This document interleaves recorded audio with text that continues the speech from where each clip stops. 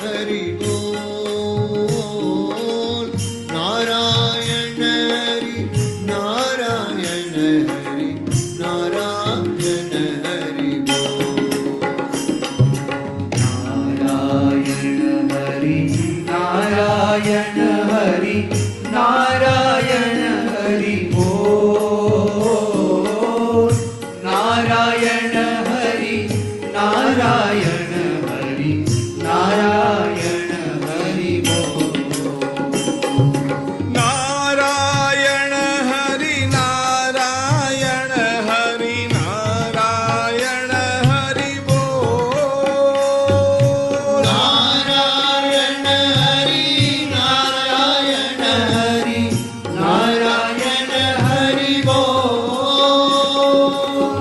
Narayana Hari, Narayana Hari, Narayana Hari Bol. Narayana Hari, Narayana Hari, Narayana Hari Bol. Narayana Hari, Narayana Hari, Narayana Hari Bol. Narayana Hari, Narayana Hari, Narayana Hari Bol.